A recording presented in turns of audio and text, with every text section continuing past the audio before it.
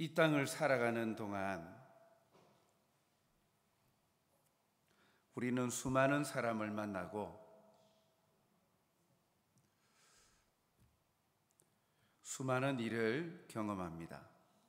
만나는 사람 중에는 좋은 사람도 있고, 너무 많이 줄였습니다. 제 소리를 줄이지 마시고 여기 모니터, 찬양대 모니터 스피커를 좀 줄이세요.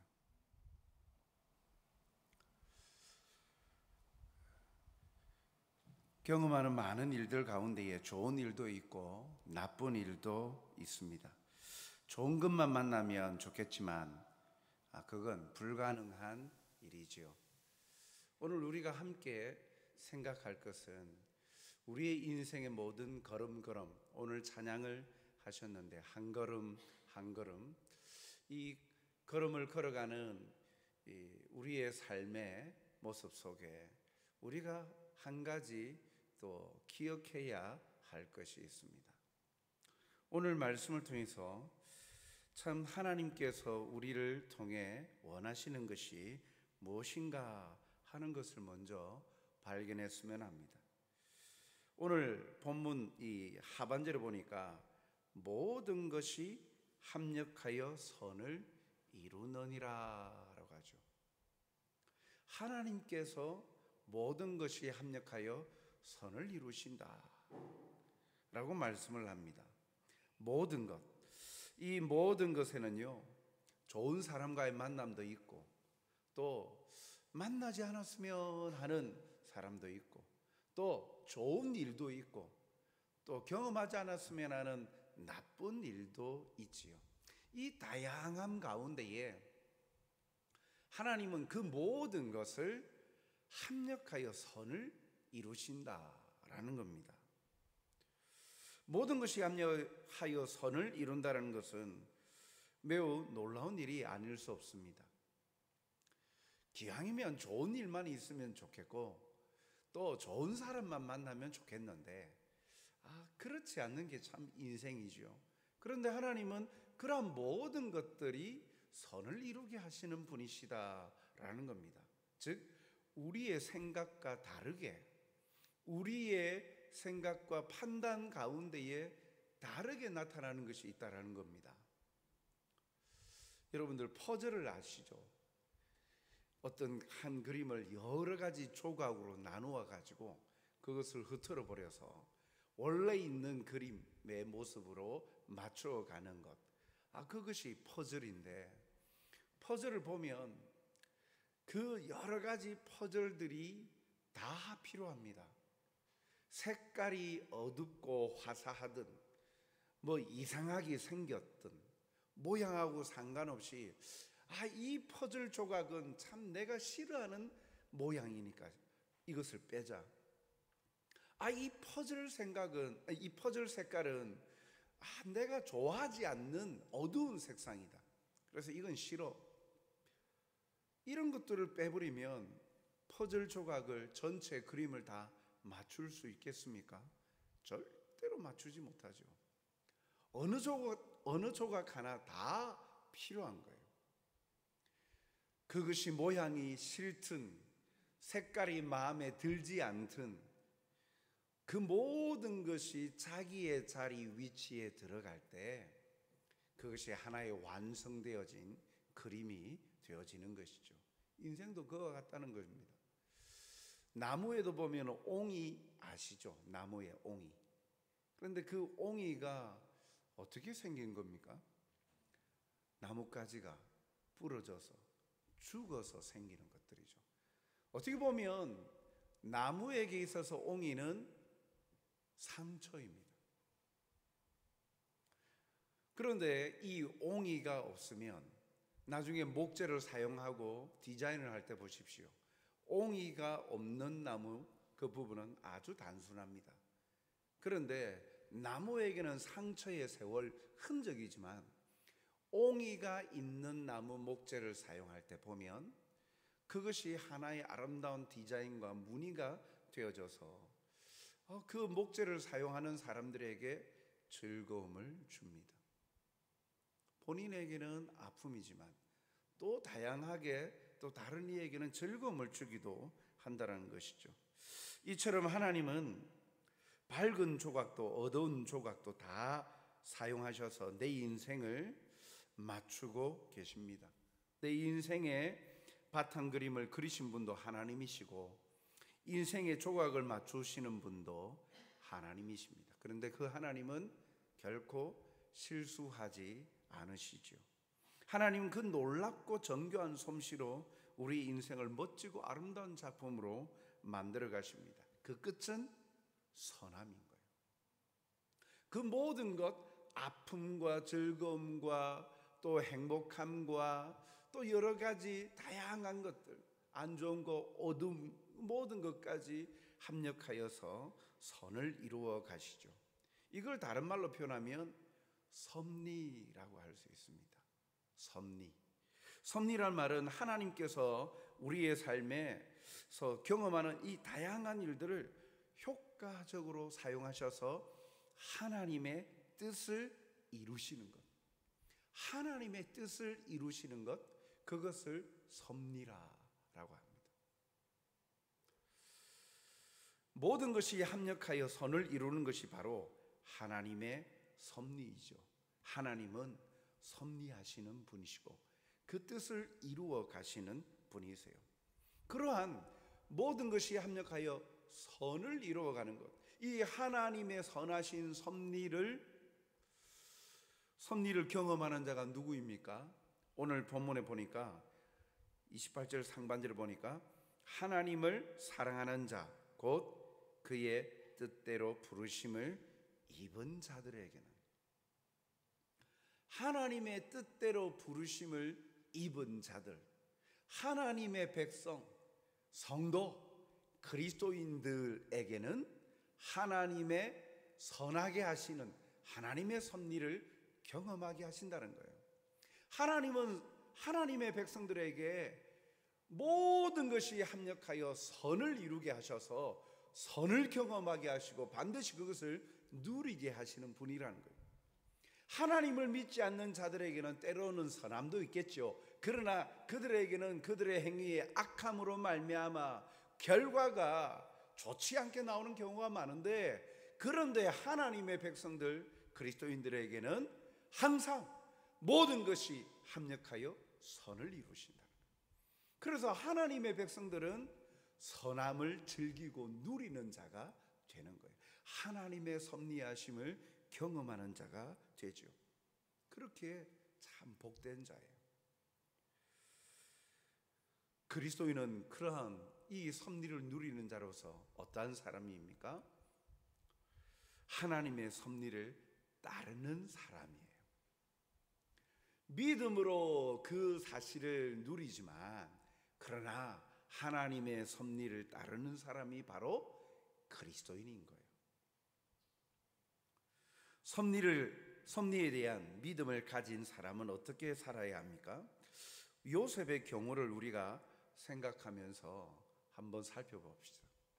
요셉, 가장 예민한 나이인 그 10대에 보통 그 17세 정도로 이렇게 이야기를 합니다만, 가장 예민한 시기에 가족들로부터 외면당합니다. 아니, 형제들에게 시기와 질투를 당하죠. 그래서 목숨을 잃을 뻔했는데 그래도 넷째 형의 여러 가지 또 그리고 첫째 형과 넷째 형의 기지로 죽임당하지 아니하고 그 인신매매를 당하죠. 그마저도 사실은 충격입니다. 한 번도 가본 적이 없는 가족을 떠나서 애굽에 팔려갑니다. 그리고 보디발이라는 장군의 집에 몸종으로 팔려가지요. 그곳에서 약 13년여의 시간을 보내게 되어집니다. 그 시간들은 그에게는요, 객관적으로 볼 때는요, 고통의 시간입니다. 성실하고 정직하여서 열심히 일을 하는데, 그래서 주인에게 인정을 받는데, 인정을 받으면 또 고난이 다가오는 거예요. 여주인의 유혹에 의하여서. 그래서 거기에 넘어지지 않으려고 그 자리를 회피하였는데, 시세마는 그 여주인 또 자기의 모습이 잘못이 드러날까 싶어서 자기 남편에게 다르게 이야기를 하죠. 자신을 범하려 하였다고 노발대발하며 결국은 오해로 인하여서 감옥에 갇힙니다. 그 감옥도 일반 감옥도 아니라 왕의 죄수를 가두는 감옥에 갇히게 되어져요. 감옥살이, 억울하게 감옥살이를 합니다. 그러나 그곳에서 성실하게 일함으로 또 하나님이 함께 하심으로 말미암아 간수장에게 인정함을 받죠. 그렇다고 바로 풀려납니까? 아닙니다. 은혜를 입은 사람이 있었는데 술 맡은 관은 잊어버립니다. 2년 동안 잊어버리고 이 억울한 사실을 또 다른 방편으로 감옥에서 나갈 수 있는 일들이 사라져버리죠. 잊혀져 버립니다. 또 2년이라는 시간들이 감옥에서 지나가다가 마침 그 왕의 꿈을 해몽할 때 생각이 나서 이 요셉을 청거하고, 요셉이 그때 비로소 하나님이 보여주시는 꿈, 그 하나님께서 꿈을 그 해석하게끔 하셔서 이제 그와 더불어 꿈을 해석함 뿐만 아니라 향후 다가오는 그 흉년을 대비하는 정책까지도 이야기를 합니다. 그리하여서 왕 다음에 총리의 자리에 오르게 되어집니다. 그 모든 과정들 속에 그냥 그렇게 우리가 한편의 영화나 드라마 보듯이 그냥 흘러가는 것이 아니라 어떻게 보면 하나님의 섭리하심입니다. 그런데 이 요셉은요, 그 모든 상황 가운데에 이것이 하나님의 섭리하심임을 그는 알고 믿었어요. 어떻게 그렇게 말할 수 있습니까? 창세기 45장 5절 말씀. 그가 총리가 되었고 자기 형들이 흉년에 그 곡식을 얻으러 왔다가, 그리고 그것이 나중에 여러 번의 과정들 속에 결국 요셉이 자기의 형들 앞에 자기가 요셉임을 밝힐 때 형들이 두려워 떱니다. 이제 우리가 죽었구나. 그럴 때 요셉이 뭐라고 말합니까? 같이 읽어볼까요? 하나님이 생명을 구원하시려고 나를 당신들보다 먼저 보내셨나이다. 아멘. 하나님이 생명을 구원하시려고, 우리 민족의 생명을 구원하시려고 나를 먼저 보내셨다. 지금까지 내가 형들에게 시셈에 의해서 팔려왔고 종으로 살다가 오해받아서 감옥에 갇히고 이런 여러 과정들의 힘듦의 시간들을 보냈는데 이것이 하나님의 섭리라는 거예요. 하나님의 뜻이라는 거예요. 우리 민족을 구원하시고자 하나님께서 나를 사용하셨다라는 거죠. 요셉이 하나님의 섭리에 대한 믿음을 가지고 있었다라는 것이 분명하게 드러납니다. 그러니까 자기가 당하고 있는 어려움과 환난, 오해, 여러 가지 비난과 조롱, 시기, 질투, 이런 여러 가지 자기 인생에 일어나고 있었던 그 모든 일들에 대한 자기의 관점은 하나님의 인도하심이라는 거죠. 이처럼 요셉이 하나님의 섭리에 대한 믿음을 가지고 있었기 때문에 형들을 용서할 수 있었어요. 그래서 당신들이 나를 이곳에 팔았다고 해서 근심하지 마소서, 한탄하지 마소서, 하나님이 먼저 우리의 생명을 구원하시려고 나를 먼저 보내셨습니다 라고 말하는 겁니다. 요셉이 그 하나님의 섭리에 대한 믿음으로 자신을 애굽에 팔아넘긴 형들을 용서할 수 있었다는 거죠. 즉 이처럼 하나님의 섭리에 대한 믿음을 가지면 사람들을 용서하고 너그럽게 대합니다. 왜냐하면 하나님은 그런 사람들이나 그런 사람들이 행한 일들까지 합력하여서 선을 이루시는 분이시기 때문입니다. 비록 자신이 고난의 시간들을 보내었지만 그 모든 시간 속에 하나님께서 뜻이 계셔서 그 일들을 하게 하셨다. 그래서 그럼에도 불구하고 하나님은 선을 이루신다. 결국 끝은 선함이다. 선함을 누리게 하신다. 그러한 확신과 믿음을 가졌기에 그 모든 상황들을 용납하고 이해할 수 있었던 것이죠. 시편 40편 8절 말씀을 우리 같이 한번 읽읍시다. 시작. 나의 하나님이여, 내가 주의 뜻 행하기를 즐기오니 주의 법이 나의 심중에 있나이다 하였나이다. 아멘. 요셉이 그 모든 것이 하나님의 뜻이라고, 하나님의 보내심이라고 확신할 수 있었던 건 그의 마음에 하나님에 대한 신뢰와 더불어서 하나님의 약속의 말씀이 있었죠. 요셉을 평가하는 대표적인 표현 가운데 하나가 그 어려움 속에 하나님이 함께 하셨다라고 말하죠. 하나님과 함께 교제하는 시간을 가진 것이죠. 오늘 루디아회 여러분들의 특성과 같이 날마다 한 걸음 한 걸음 주와 함께 걸어가는 동행의 삶을 사는 것이죠. 사랑하는 성도 여러분, 오늘 또 헌신 예배를 드리는 우리 루디아 회원 여러분, 시편 40편 8절의 고백이 여러분들의 고백이 되길 바랍니다. 주의 뜻 행하기를 즐기는 여러분들이 되길 바랍니다. 주님의 뜻 행하는 게 괴롭죠. 내 생각과 다르니까 삶의 무게와 그 걸음들을 걷는 것이 힘들죠. 그러나 그것이 쉬워지려면, 그것을 즐기려면 한 가지 방법은 뭐라고요? 뭡니까? 주의 뜻 행하는 것을 즐기는 자가 되려면 그 방법이 뭐라고요? 루디아 회 한번 대답해 보십시오. 회장님, 뭘까요? 금방 읽었죠. 시편 40편 8절. 어떻게 하면 주의 뜻 행하는 것을 즐기는 자가 된다고요? 예. 무슨 말이에요?